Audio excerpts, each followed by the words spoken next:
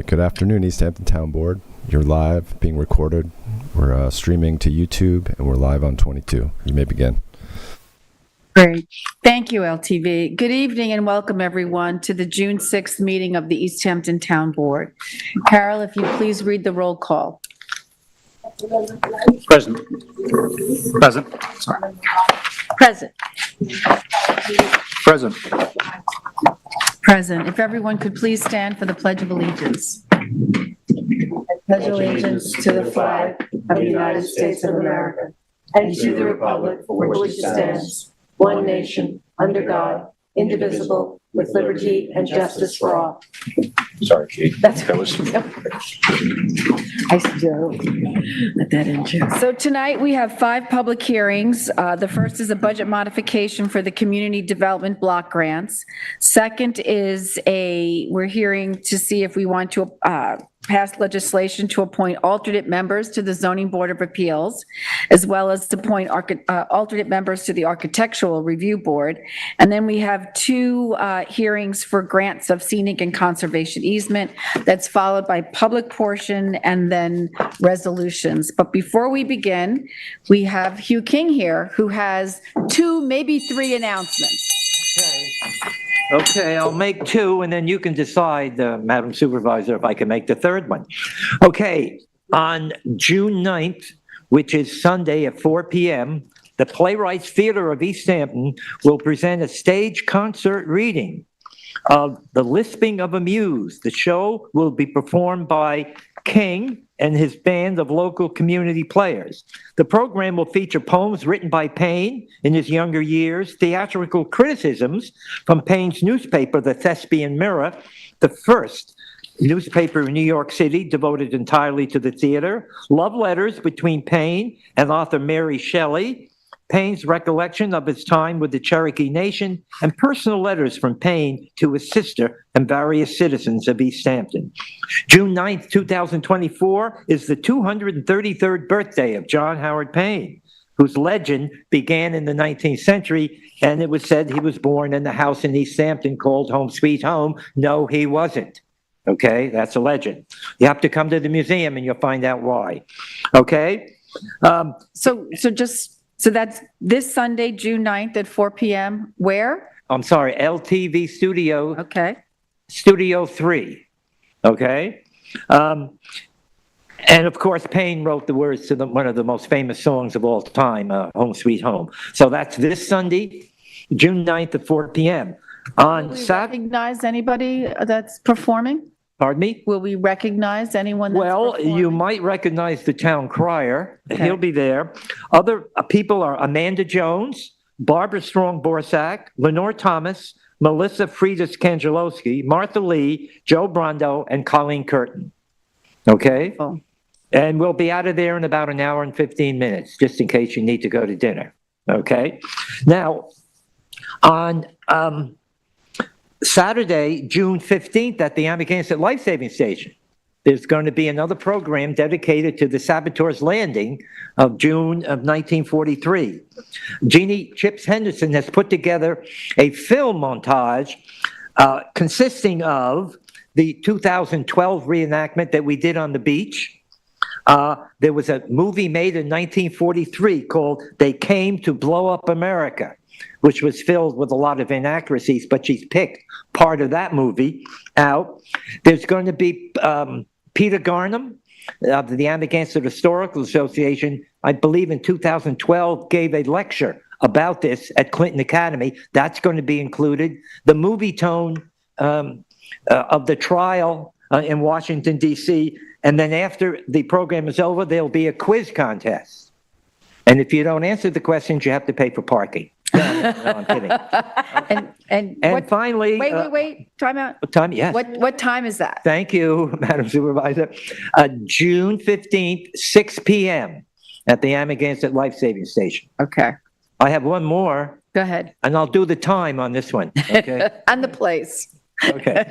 The East Hampton Library Long Island Collection presents a lecture with Ryan Carr, author of the book Samson Occam, Radical Hospitality in the Native Northeast, Friday, June 7th at 5 p.m. in the Baldwin Lecture Room. Sansa Markham was a Mohegan who came to East Hampton.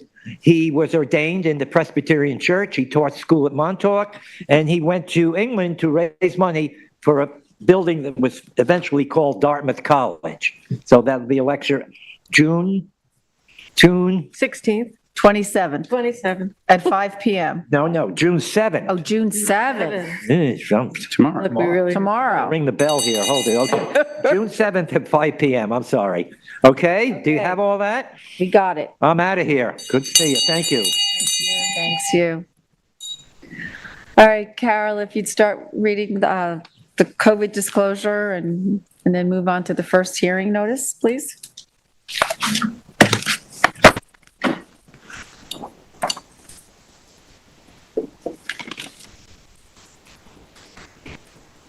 Public hearings will be held live and in person by the town board and will be available electronically by video and teleconferencing and will be televised on local TV channel 22 and available for live stream on the LTV website. The public shall be permitted to appear in person, but may also provide comments on the matter by being heard by calling 351-888-6331. Any person or party wishing to be heard with respect to the foregoing may do so in person or by agent, by attorney, or by written comment addressed to the East Hampton Town Clerk, 159 Panago Road, East Hampton. Comments may also be submitted to the town clerk by email to cbrennan@ehamptony.gov. All comments must be received by the town clerk by the date and time of the public hearing. Please check the meeting agenda posted on the town's website for any changes and for updated information. Please take notice that the town board of the town of East Hampton will hold a public hearing on June 6th at 6 PM or as soon thereafter as this matter may be heard at the East Hampton Town Hall, 159 Panago Road, East Hampton, to hear any and all persons on the following budget modifications to the Community Development Block Grant Budget to allocate funds from completed projects to current and future projects in the Community Development Budget. It's going from the removal of architectural barriers to Whalebone Village ADA rehab in the amount of $8,909.36. From 2021 EHHA solar panels to 2023 EHHA generator in the amount of $59.80. From 2014 East End disabilities to 2024 Maureen's Haven in the amount of $59.99. From the 2019 East Hampton Food Pantry to the 2024 Maureen's Haven in the amount of $5,000 for a total of $14,029.15. Thank you, Carol. Has anyone signed up for this public hearing? Oh, okay. Thank you. Is there anyone here in the room that would like to address the board on this public hearing? It's on the budget modifications for the Community Development Block Grant. Matthew, is there anyone on the line that would like to address the board on this public hearing? We have no callers at this time. Thank you. Motion to close? Second. All in favor? Aye. Carol, if you'd read the second public notice. Notice is hereby given that the town board of the town of East Hampton will hold a public hearing at Town Hall, 159 Panago Road, East Hampton, on Thursday, June 6th, 6 PM or soon thereafter as this matter may be heard, to consider comments of all persons regarding an amendment of Chapter 255, 820, terms and duties of members of the Town Code of the town of East Hampton, and acts director which follows. A local law amending 255-820 terms and duties of members to appoint additional members to the town zoning board of appeals to ensure that applicants receive the benefit of a full board in instances where members of said board are absent or are recused due to a conflict of interest. The full text of the local law is available for inspection in the office of the town clerk. Great, thank you. Is there anyone here that would like to address the board on this piece of legislation? Matthew, is there anyone on the line? We have two callers at this time. I'll unmute the first caller, number ending in 8764. Thank you. Good evening, Town Board. This is David Buda. I would just appreciate a clarification, perhaps from the Town Attorney, exactly how the appointed alternates will function. Will they fully participate in all meetings and then only vote in the event that their service is required because of a absence or a conflict? Or will they simply be called in if and when it's anticipated that their participation will be required? Sure. Mr. Buda would be the first option that you laid out. They'd be present at all the meetings so they can participate in or listen to the record and be available if there's a conflict or an absence when it comes time to deliberate and vote. Okay, thank you for that clarification.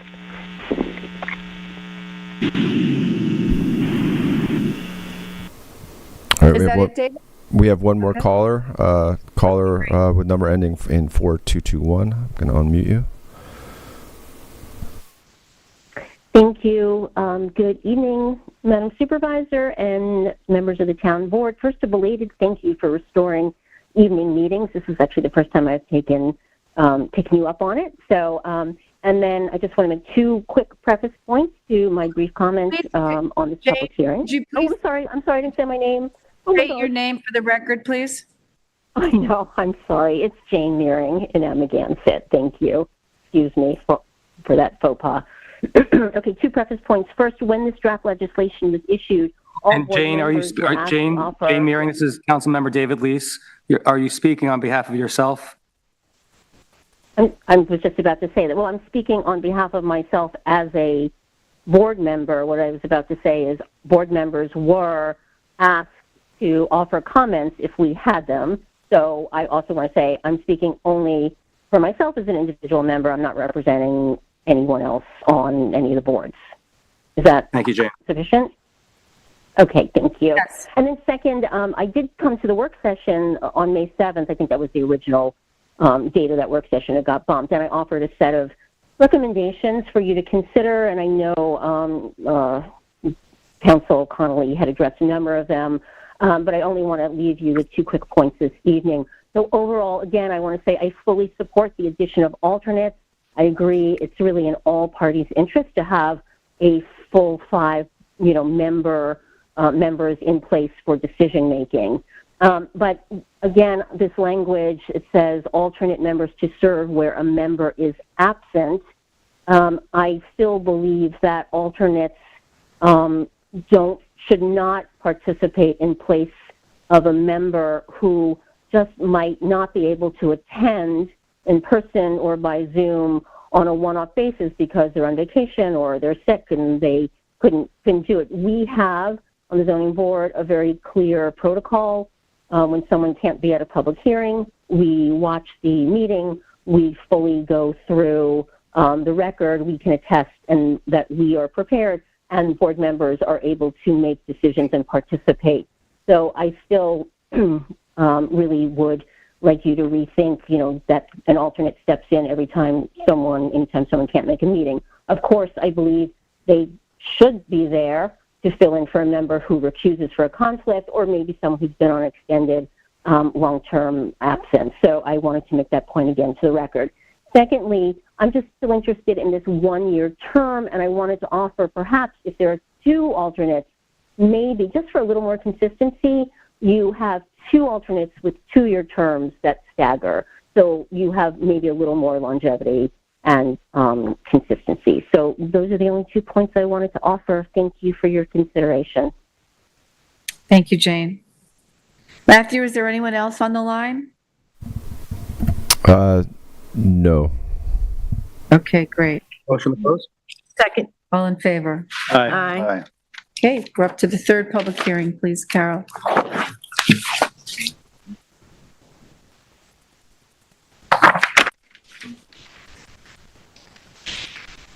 Notice is hereby given that the Town Board of the Town of East Hampton will hold a public hearing at Town Hall, 159 Panago Road, East Hampton, on Thursday, June 6th at 6 p.m. or as soon thereafter as this matter may be heard, to consider comments of all persons regarding the amendment to 255-720 Architectural Review Board of the Town Code of the Town of East Hampton, an abstract of which follows: a local law amending 255-720 Architectural Review Board to appoint additional members to the town's Architectural Review Board to ensure that applicants receive the benefit of a full board in instances where members of said board are absent or are recused due to a conflict of interest. The full text of the local law is available for inspection in the office of the town clerk. Thank you. Is there anyone here that would like to address the board on this public hearing? Matthew, is there anyone on the line for this public hearing? We have no callers. Great. Motion to close? Second. All in favor? Aye. Okay, we're up to speeding along here, up to number 4.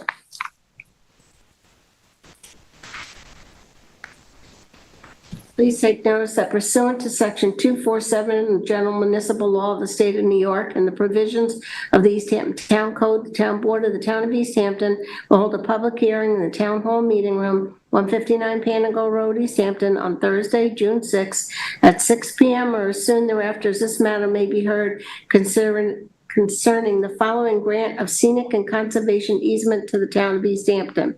The grantor is Cito S.J. Holdings, LLC, to scenic and conservation easement dated March 28th at 55 Marine Boulevard, Narragansett, Suffolk County Tax Map 300-178-19, and the reviewing agency is the ZBA.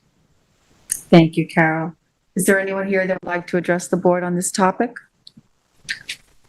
Matthew, is there anyone on the line for this public hearing? We have no callers at this time. Motion to close? Second. All in favor? Aye. All right, Carol, the last public hearing notice, please. Please take notice that pursuant to Section 247 of the General Municipal Law of the State of New York and the provisions of the East Hampton Town Code, the Town Board of the Town of East Hampton will hold a public hearing in the Town Hall Meeting Room, 159 Panago Road, East Hampton, on Thursday, June 6th at 6 p.m. or as soon thereafter as this matter may be heard, concerning the following grant of scenic and conservation easement to the Town of East Hampton. The grantor is CG88 Associates, LLC. It's a scenic and conservation easement dated April 3rd at 9 Ocean Lane in Amagansett, Suffolk County Tax Map 300-176-26, and the reviewing agency is the ZBA. Great, thank you, Carol. Anyone like to address the board on this hearing? Matthew, is there anyone on the line? We have no callers. Motion to close?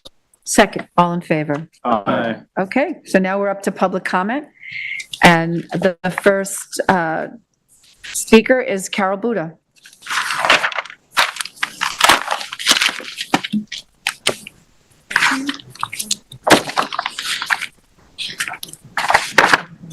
Okay, thank you. I actually saw. Hi, good evening. Wanted to make some comments about the presentation about the Springs Park after the meeting at the work session. And some of the comments are quoted in the article, and it said the fears were unfounded, and I want to explain why people are very concerned. The two basic issues, that this plan proposal is basically the same proposal that was soundly rejected a couple of years ago, with a couple of little softer language, another option on where to put the park, but basically the same. First, for the pictures that I just gave you, that is, when I suggested putting a small dog park adjacent but just outside the gate, that's the area just to the left of the gate. I had looked at it first, and there's already a naturally cleared area. There's some dead wood. I wasn't suggesting that any trees needed to be taken down or anything. I think it's a win-win because it solves a lot of problems. I'll explain why. I was involved from the very beginning with this park. I was on the original committee. There was a lot of public input and public discussion that it should not be a dog park. And that's why it was resolved, and they talk about that in the paper, that it was going to be a park for all. We were all going to coexist there peacefully, which we have been doing, I think, very, very well. And sharing it, bird watchers, joggers, 95% of the users have dogs because it's fenced and it's such a wonderful, fortuitous thing that we got.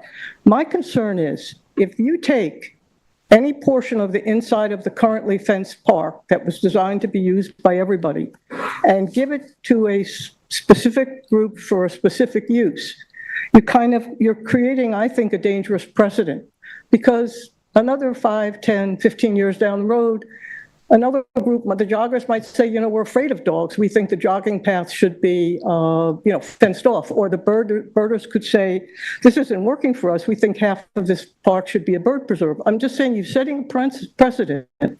And I don't think you need to, because I think that this area just to the left, where there is a gate also from the park, they could have a trail, they could have a little open area. It's separate for everyone else, so I think it could be a win-win.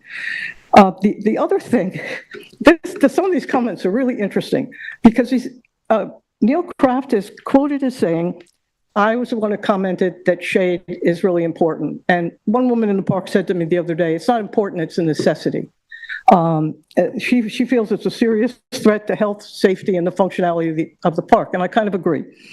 So Neil said, we're not in the business of, quote, shade removal, we're in the invasive species removal business. Okay, sounds good. They talk about invasive species being the wild roses, the Russian olive, and 2 other plants. Now, further down in the article, it quotes Scott Wilson as saying, and I don't know how many of you are very familiar with the park, but about half of it is meadow now. It's about half meadow, half woods. Scott says about 60% of the vegetation in the park is invasive. So try to picture the Springs Park if you remove 60% of the vegetation. And as a park user, I can tell you that when they cleared, we call the left side, the north side, the curvy path. When they cleared a meadow over there, in the summer, you can't walk there anymore because it's too hot. And the sun beats down, and the dogs can't take it on their paws, people can't take it. When they cleared with bobcats and bulldozers. There was a lot of native white dogwood in the park, and a lot of that came down too. There was a 30-foot specimen flowering tree that came down. I spoke to Scott about it. He said, what can you do? Doing this massive removal, it's going to happen. And also, the first area that they cleared, back when the park first, Scott makes it sound like it was wonderful. It wasn't so wonderful. The back end of the park, where the landscaper hadn't planted, was dirt. And there were a lot of concerns at that point because landscapers for years used pesticides. There was a lot of concern that the soil was going to be dangerous for the dogs because it would be contaminated with pesticides. Anyway, at the very far end of the park on the right side, in one of the dirt fields, the eastern red cedar started growing. It was about an acre of 2 to 4 foot eastern red cedar plants. And I thought, oh, this is going to be beautiful. It'll be like the nature preserve off of Talmadge Farm Lane, where you kind of walk through this little cedar forest. And that was the first area they cleared with bulldozers, and I was absolutely stunned. So, I'm a little concerned. I don't see, I had said years ago, there were some rows of specimen plants left over from the nursery that they hadn't sold. Beautiful flowering shrubs, not native, but pretty kind of things people buy for their homes. And they were in rows, and they were being encroached on by some of these Russian olive and things. And I had said at the time, it'd be nice if maybe they pruned in there to preserve these rows because they're really pretty, but they didn't. Now, I was standing in the park today there. It was a hot day. We were on the shady side. There was a young fellow there with his 2 dogs. I didn't know, I never spoke to him before. And I was looking, and this whole wooded area was pretty much Russian olive and wild roses. And I said to him, try to picture what this would look like if they remove all these invasive plants. He said, why would they do that? I said, well, that's what they're proposing to do. And he said, oh, I wouldn't like that at all. I think that going forward, this is kind of scary, but I could understand if they wanted to maybe work with a committee and maybe take a very small area, like a test area, and clear it to show the community what they're thinking. Because if they're going to do what they've done in the past, come in with a chainsaw instead of a bulldozer, and do what they do when people clear their properties, they go and they mark certain trees. They put a paint style, take this one, this one, this one, rather than just going. The other thing is, I love birds. Birds are great. There was a beautiful cardinal today sitting on a Russian olive low on the ground. I'm sure there are birds that like meadows, birds that like trees. When they bulldoze, there are turtles in the park. There are rabbits. There are all kinds of animals nesting in these woods. And when they bulldoze through, I mean, it's an environmental, holocaust over there. It's really sad. There are a lot of people who feel strongly about turtles. I mean, I like all of them. I consider myself sort of an environmentalist. But do you understand what I'm saying? I think that, some people envision a dog park as a big field. That's not what this is, and that's not what anyone here wants. Nobody wants a big field. We have a field. So anyway, I hope that, so the pictures are the area, and I hope that that won't be taken off the table, and take another look at it. I don't think it would be environmentally damaging to do something there, and I just hope that people will slow down and think about this. Thanks very much. Thank you, Carol. Audrey Gaines.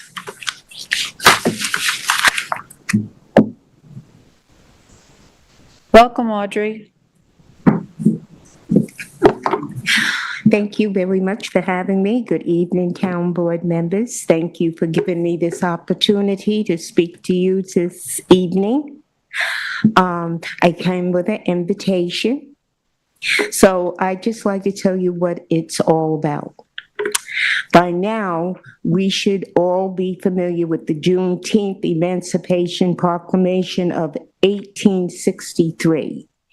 Ended slavery in the United States, yet it took 2.5 years for more than 250,000 enslaved people in Texas to taste freedom on June 19th, 1865. I guess there was somebody who was on their way to tell them, but, the crops needed to be done, and the person could have been killed on the way to tell them. I'll just, hope that maybe that happened. Okay, so Union soldiers arrived in Galveston to announce their liberation from bondage 1 year later, and every year since, Black Americans recognize and they celebrate June 19th as a day emancipation was fully recognized. It was the nation's second Independence Day. It's characteristic of America that every effort towards racial equality is met with resistance that shows reverse and progress. Too bad. I have been a member of the Anti-Bias Task Force for the last 30 years, and we are making progress. I believe that we're going to do great things, and we're going to move forward because we're going to have lots of things happen in our community. Juneteenth, or Freedom Day, is a very important day in American history. Juneteenth is the oldest nationally celebrated commemoration of ending slavery in the United States. It's time for reflection, celebration, education, highlighting the fight against racial inequality and work towards an inclusive society. So we want it to be an inclusive society that everybody comes together. Juneteenth became a federal holiday in 2021 when President Joe Biden signed the Juneteenth Day into law. I've been working on the Juneteenth celebration here in East Hampton for the last 2 years. And it's been sort of, people didn't know about it, and they kind of like, oh, okay. But I'm really hoping that this year that people will come together, that we'll have a wonderful celebration. That's why I'm here today, to, sort of get people to come out. And I want the town board to support this and come out and have a good time. We envision what we want to do is we're going to have music and food and just a big, wonderful celebration of Juneteenth. It's a national holiday, So come out and enjoy and have a wonderful time with us all. And that it's being put on by the Juneteenth committee this year. So let's see what happens, okay? So I look forward to seeing you. The time and the place and all of Okay, that? the time will be, I'll leave some flyers here with you, okay? It will be June 19th. It's 11 a.m. to 4 p.m. It'll be in Herrick Park. So bring your chairs and your blankets and, and just to have a good time. We have live performance by Joe DeLea and friends. There'll be photographs, there'll be bouncy castles for children, so families, so we're really looking forward to having, people coming out and just having a great time, okay? And the time again will be 11 a.m. to 4 p.m. So, and there'll be food, and they'll, so you can stay and have a good time. I'm going to leave these 2 flyers with you, okay? That's the one that is no danger. Okay. And we talked about this. We're going to share this on the town's social media so we can get the word out. Thank you very much. Thank you. Thank you, Audrey. Thank you, Audrey. See you there. So we had Ricardo Ortiz signed up, but it looks like he's stepped out of the room. Matthew, is there anyone on the line that would like to speak during public portion? Yes, we have several callers. I'll mute the first caller, number ending in 0976. Thank you. Hi, thank you. This is Scott Beck. Can you hear me? Yes. Loud and clear. Great, thank you. So, sorry, this is Scott Beck. I'm a 31-year resident of East Hampton. Thank you to the town council for the opportunity to share some public comments. What I would like to share tonight are specifically related to the creation or the development of a traffic circle at the very dangerous intersection of Stephen Hans Path and 2 holes of Water Road.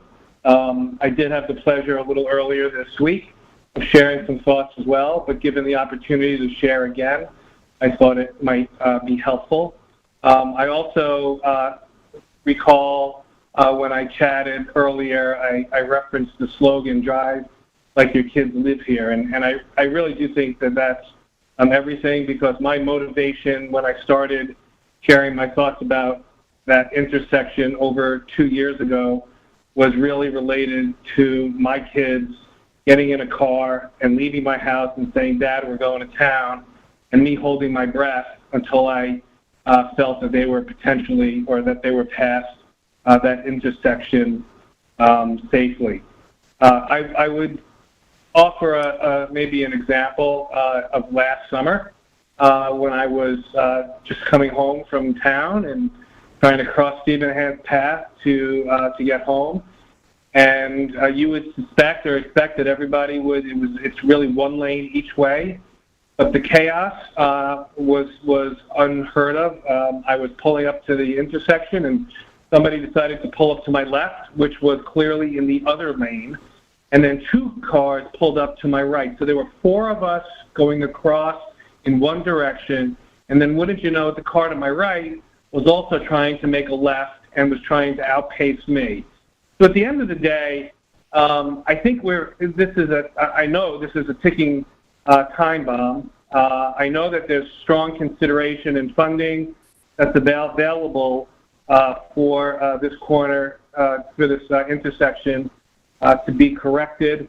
When I started writing to the town council and the board and the highway supervisor, Steve Lynch, I was 59 years old. I'm going to be turning 62. I don't think anybody along the way has disagreed with the sentiment, including a Newsday article from October of 2023, which wrote about this and happily quoted me, although unhappily felt the need to mention my age 2 times in the article.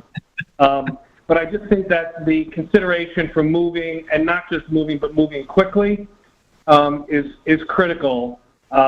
Because the safety issues, I mean, I understand, we've talked and I've heard and I've listened about dog parks and easements and things like that. And those are critically important issues, but none of it is life and death the way that this particular corner is. So earlier this week, one of the board members said the board's in the business of getting things done, and I do believe that, and would love to see this action not only take place, but take place quickly.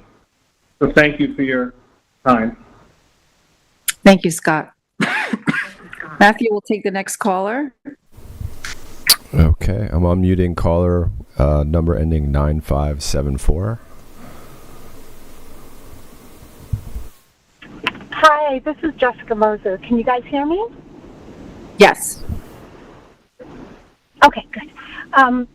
It's interesting that Scott was calling about that because that's actually the same reason that I'm calling.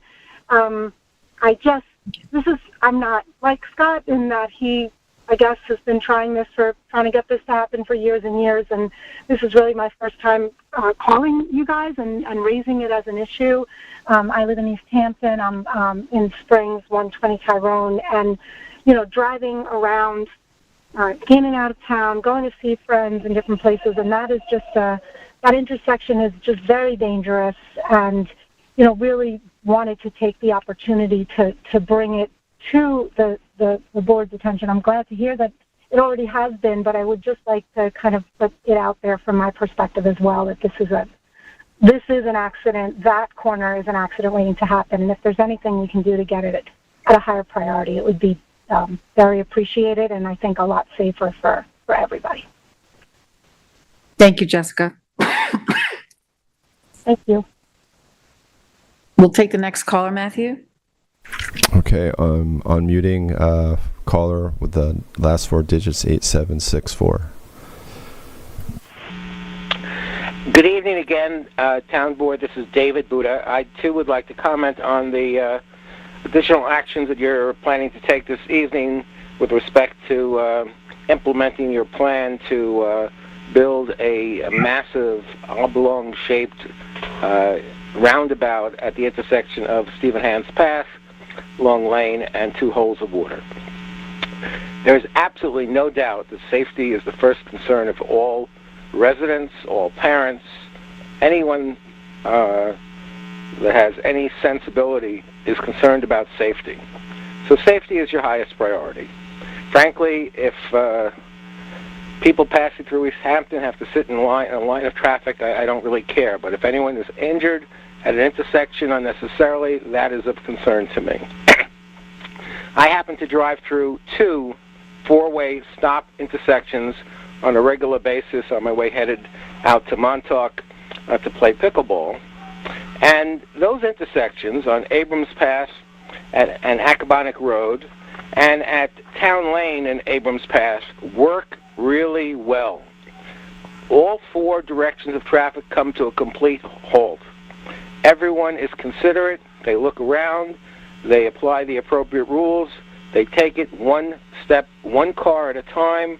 Nobody gets injured, and if there were to be any kind of conflict, it would be a slow impact collision, and it would be a fender bender. So that is the first order of business when you have a dangerous intersection. Building a massive $1.55 million roundabout should be the last alternative that you need to consider. This project got underway primarily due to the emphasis of the prior supervisor, who, through his anecdotal observations, decided that this was the best way to proceed. That's my understanding. Anyway, the one thing I have never heard the town hired professional engineers testify about or document is that a roundabout, that a four-way intersection would not be feasible or that would likely not proceed. And in any event, despite the best efforts of the most professional and talented engineers, sometimes if you have an opportunity to test the waters and to test the theory, that's the way you find out if it works. Putting up two more stop signs solves all of the safety problems and gives you an opportunity to evaluate whether or not it's a sufficient remedy. Saving $1.55 million is certainly something that you should consider if it's a viable alternative.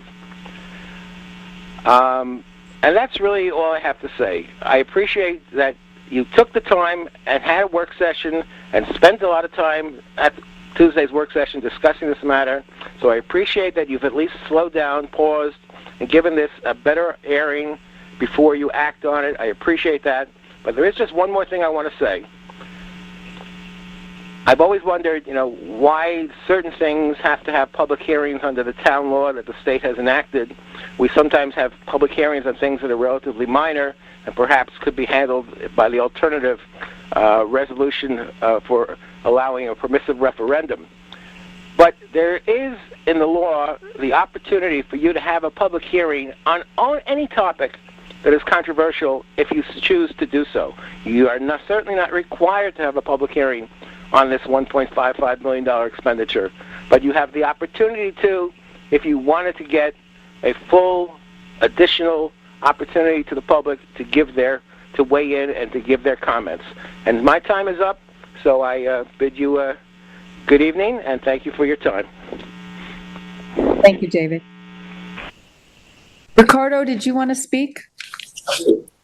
Please join us.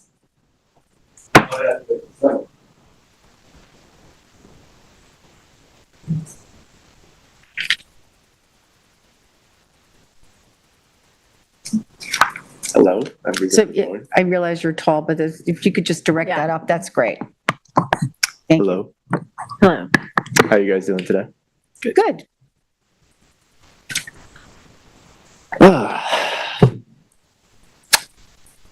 So, I'm here to address a very specific issue. So first you just need to introduce yourself. You say your full name, please. Okay, I'm a little nervous. That's okay. So my name is Ricardo Ortiz. I've been living here for about 23 years. Most beautiful place in the world, my opinion. And I've come here to address a very specific issue that I don't believe many of you are aware of. It's been a hot topic around the rest of the world. But for some reason, I haven't really heard anything from anyone here. So the issue, it's been petitioned by hundreds of very well-established scientists and doctors around the world. Full committees have been set up to battle this issue. But for the most part, nothing's really happened. And this is wireless radiation. Now, according to the WHO, the World Health Organization, everyone's favorite health organization, Charles Schwab. You guys know him? Charles Schwab. Mm-hmm. They put it as a class B carcinogen next to lead. In 2011, a field of experts got together and they said they would put it up to a class A, but they never did that. In 2017, an appeal was created called the 5G appeal. And in that, a group of 236 scientists got together and made an appeal to the European Union about 5G. In it, they gave a lot of scientific research for why it is that this technology should be halted or at least restricted in some way. Right now, that document has 436 scientists and medical doctors signing it. You need to have a PhD or MD to sign it. So me personally, I'm never going to sign it. Now, the reason I bring this up is the town wants to build 10 new macro towers, anywhere from 100 feet to 140 feet tall, and they want to install 44 small cell towers. Now, we've had dead zones for quite a long time. The last 20 years, ever since cell phones have been a thing, it's always been hard to get a cell phone call out there, text, especially if you live in like Springs or the Northwest Woods.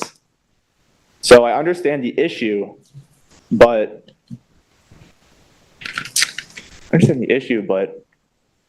it's at what cost do we have this great technology? What does it do to our health, and what does it do to the environment? I mean, right now, if I wanted to, I could go into the woods and watch a Netflix documentary, perfect HD quality. It's awesome, but is it necessary is really my question.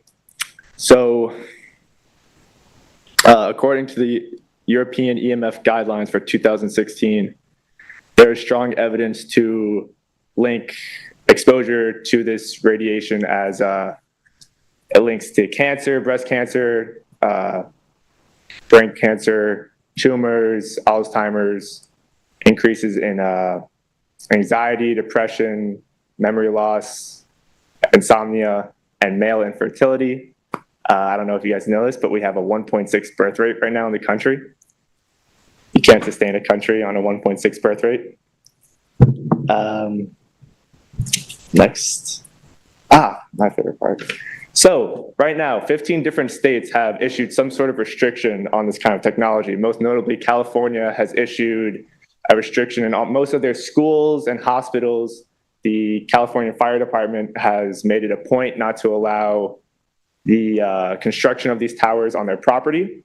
Hawaii has gone about halting all 5G towers to be built in Hawaii. I thought that was pretty cool. And most recently, New Hampshire, as of 3 months ago, came out with Bill 1487. In it, they came out with a bunch of restrictions and guidelines to dealing with this type of technology and how they're not going to allow it to be built on school property, next to hospitals, churches, businesses, and to inform the public of the health issues concerning this. This is probably my favorite fact. So right now, you guys know in America, we love to do everything nice and big. We're a big country, that's been our thing for a while. So as of right now, the FCC limit for wireless exposure is 580 microwatts per centimeter. And in Italy, it's 10. And in Switzerland, it's 10. And in India, it's 10. And in many other countries, it's way lower than it is in Europe and in America. So that was one of the questions that the New Hampshire Council posed, was like, why is it that we're so high and everyone else is so low? There's a lot more I can talk about. There's a lot more that I could, add to this conversation, but I'm just going to end it with go and research the bill that New Hampshire passed. It's Bill 1487. It's a 390-page paper where they cover really good questions and they ask, then they cover many concerning topics. 3 of those topics were just to educate the population on the health risks of wireless radiation on humans and wildlife through just local news, radios, pamphlets, stuff like that. And the increased danger it poses to newborns, pregnant women, and children. All cell towers must be built at least 500 meters from residences, schools, and hospitals. And all schools must replace wireless internet with hardwired internet within 5 years. So that's what New Hampshire is doing. New Hampshire isn't that far away from us. So just check it out, study it. I also know that it is really hard to get rid of these cell towers once they are built. There's a lot of legal issues that make it very challenging and difficult. So I just urge you guys just to look into it. And Thank you, Ricardo. Thank you for letting me speak here today. And I hope you guys have a great day. God bless this place. And thank you. Thank you. Have a good night. Would you like to address the board, Dr. Jones? Please come up.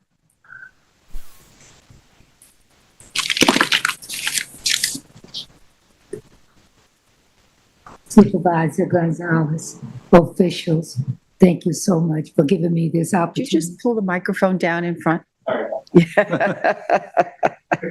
Thank you for giving me this opportunity. I just want to piggyback on something that Mrs. Gaines was saying.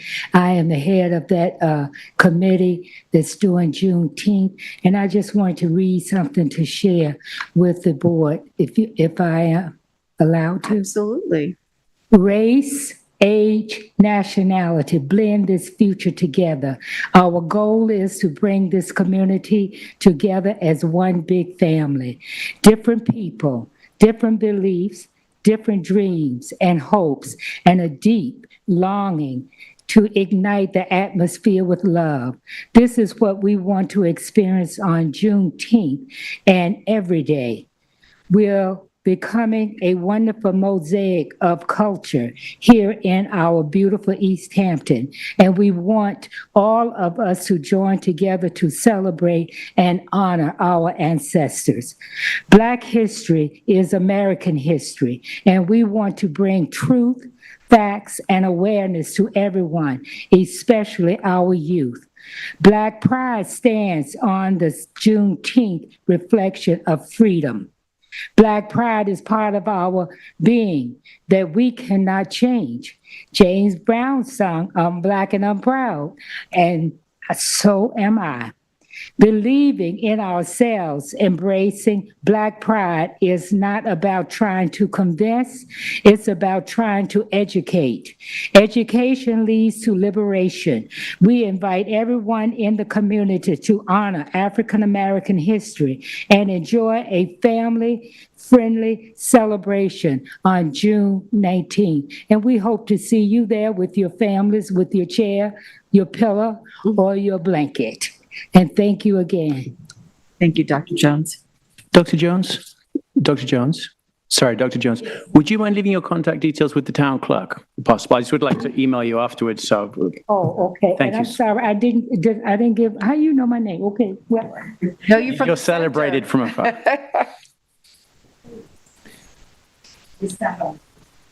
Matthew, is there anyone else on the line? We have no more callers. Okay, so let's move on to resolutions. Tom, can you start us off, please? Thank you. I will start off with Resolution 745. This is to approve claims in the amount of... Hello? Apologies.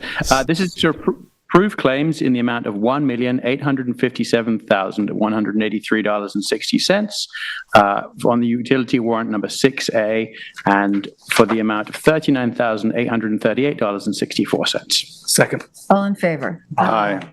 746 is for a budget modification for Fort Hill Cemetery to move budget line from $10,000 from one budget line of contingency to commissions. Second. All in favor? Aye. Resolution 747 to extend the contract on Fort Hill Cemetery for interments and mating contracts with Peter Joyce Seaside Landscaping Pools, Inc. Costs for this are amounting to $27,986. Second. All in favor? Aye. 748 is to amend Resolution 713. There was an error. It was previously listed at $34.62. It should have been listed as $38.38. Second. All in favor? Aye. 749 is to retain the professional services of L. Clay McLean. This is for the engineering for the bulk storage lean-to in the sanitation department. The total amount of this work is not to exceed $65,000. Second. All in favor? Aye. Resolution 750 is a notice for bids for the supply and delivery of food items. The bids open today, June 6th, and they are due to the purchasing department by June 20th at 3 p.m. For any parties interested, you may call 631-324-4183 or email purchasing@ehamptonny.gov. Second. All in favor? Aye. I'd like to make a motion on table Resolution 2024-715. Second. All in favor? Aye. I'm glad to be able to present Resolution 2024-715. This is for the design and installation of the roundabout at the intersection of Stephen Hans Path and Long Lane, 2 Holes of Water Road. This is for the secret determination. Second.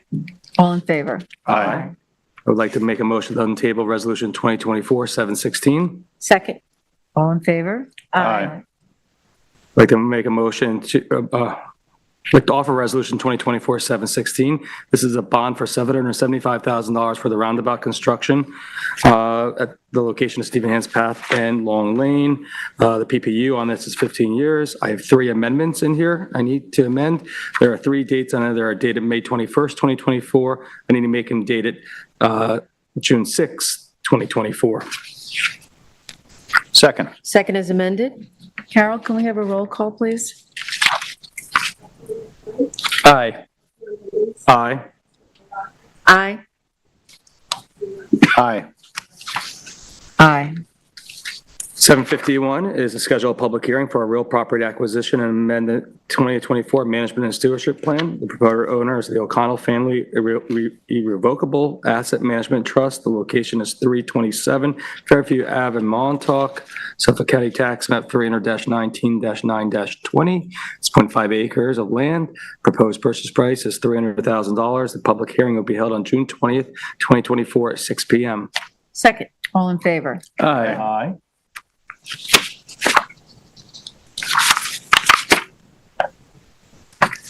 752 is appoint seasonal lifeguards June 2024, excuse me. The effective date would be for June 8th, 2024 through September 16th, 2024 for Andrew Wilson and Sean Perez. Second. All in favor? Aye. 753 is a title change for a lifeguard for June 2024 for Justin Schaefer. He's now going to be a captain of a lifeguard, rate of $25.22, effective 6/3/2024. Second. All in favor? Aye. 754 is accept resignations of seasonal parks employees 2024 listed below. Second. All in favor? Aye. 755 is notice of bidders for EH 24-021. This is surplus oyster seeds for calendar year 2024. The bid is available for June 13th, 2024. The bid is due back June 27th, 2024. Please contact our purchasing department at 631-324-4183 for further information. Second. All in favor? Aye. 756 is a notice of bidders for HVAC repairs, service, and installation. The bid is number EHSAG-24-901. The bid is available June 13th, 2024. The bid is due back July 11th, 2024. Please contact the purchasing department at 631-324-4183 for further details. Second. All in favor? Aye. 757 is a rejected bid EH24-016. This is for the purchase and delivery of jet skis for 2024. Second. All in favor? Aye. 758, this is a payout upon resignation, payout upon retirement for Richard Webb. Richard Webb would hereby retire to position as town maintenance crew leader, Department of Buildings and Grounds, effective April 13th, 2024. He accrued hours of vacation time balance of 186 hours and 186.66 hours, accrued sick personal time hours of 1,367 hours, and compensatory time of 240 hours, for a final gross payout of $82,285.61. Second. Just a quick discussion on there. Sure. I want to thank Richard Webb personally, for myself, the board, and other board members, and the town of East Hampton as a resident for his over 30 years of service to the town of East Hampton. Now, beyond that, he's also a valued member of the Amagansett Fire Department and just a valued member of the community. I thank Richard for all his time and assistance, not just myself, but others on the board. And I look forward to seeing him in the community, and I wish him prayers of joy and prosperity in his retirement. Beautifully said. Yeah. Yep. Thanks, Richard. All in favor? Aye. I'd like to offer resolution 759. This is a budget modification. 759. Oh, sorry. 759 for a budget modification for the highway department. This is for emergency drainage work that was performed, bringing from budget lines for full-time salaries in the amount of $12,000 and subcontract costs in the amount of $600 to budget lines for drainage maintenance in the amount of $12,000 and office expense in the amount of $600. And this is again for the Surfside Drive pumping of water that we have found that was maliciously done by a neighbor. Second. All in favor? Aye.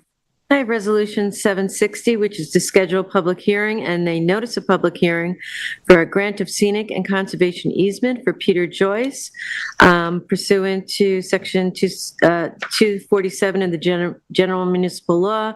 The Town Board of the Town of East Hampton will hold a public hearing on June 20th, 2024 at 6 p.m.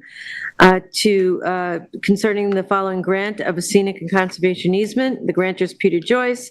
Type of easement is scenic and conservation. Date of the easement is April 2nd, 2024. It's at 10 Falls Street, Montauk, Suffolk County Tax Map number 300-28-5-8, and the reviewing agency is the Zoning Board of Appeals. Second. All in favor? Aye. Resolution 761 is a budget modification for the building department. This is to for costs related to copier upgrades, and this is moving $1,860 from computer software to lease of equipment in the same amount. Second. All in favor? Aye. 762 is to amend Resolution 2024-254 Clean Energy Studies, and this is where the town of East Hampton was approved through the Clean Energies Community Program for $10,000 of NYSERDA funds to conduct clean energy studies to identify recommendations for improving efficiency in the Town Hall, Justice Courts, Sanitation Building. Whereas after Resolution 254 was adopted, it was determined by NYSERDA, the contractor, that the overall project is $12,600 due to the building sizes and number of employees working in each building. And this is whereas the remaining balance of $2,600 exceeds the grant amount and is to be paid from the particular budget line. Therefore, be it resolved that Resolution 2024-254 is amended to reflect the appropriate total project costs. Second. All in favor? Aye. Resolution 763 is to accept proposal RFEH 2024-103, professional engineering service for coastal dune restoration, Ditch Plains Beach. This is to go to Coastal Science and Engineering, Inc. This is the town solicited proposals for professional engineering service for coastal dune restoration at Ditch Plains, and the proposal of Coastal Science and Engineering, Inc. was the proposal received which best met the proposal guidelines, and being in proper form, therefore be it resolved that at the recommendation of the evaluation committee, Gene Carrozza, the proposal of Coastal Science and Engineering is hereby accepted, and further, the town supervisor is authorized to enter into an agreement with Coastal Science and Engineering, and the financial impact is $22,790. Second. All in favor? Aye. Resolution 764 is a notice to bidders for EH 24-018 for Old Stone Highway culvert replacement and invasive species removal. The bid is available today, 6/6/24, and is due 7/11/24, and the bids will be received. This is for Old Stone Highway culvert replacement and invasive species removal. A pre-bid meeting and site visit will be held at 11 a.m. on Friday, June 21st, 2024, at 1 Parsons Place, East Hampton. Attendance is strongly suggested but not mandatory. Specifications are available from the purchasing department. Please contact purchasing at ehamptonny.gov beginning Thursday, June 6th. Second. All in favor? Aye. 765 is to establish a leave bank timeshare for planning department employee. Resolve, the town will establish a leave bank / timeshare accommodation for Julia Akala, seniors, office assistant in the planning department, as requested by her department head, Jeremy Samuelson, beginning payroll period 13. Second. All in favor? Aye. Resolution 766, this is a revision of affordable housing lease permissive referendum for 50 Thomas Avenue. This is to bring a lease agreement in line with what the eventual mortgage would be due to governmental delays and closing on the property. The final lease will be $12,050. I'm sorry, $1,250. Second. All in favor? Aye. Resolution 767, this is to amend Resolution 2024-83, Springs Park Committee. The membership will consist of Neil Kraft, Patrice Dalton, Randy Handwerger, Annette Metzger, Andrew Daig, Gina Chavez, Maura Curzon Malone, Cassidy Gard, and Devlin Elliott. Second. All in favor? Aye.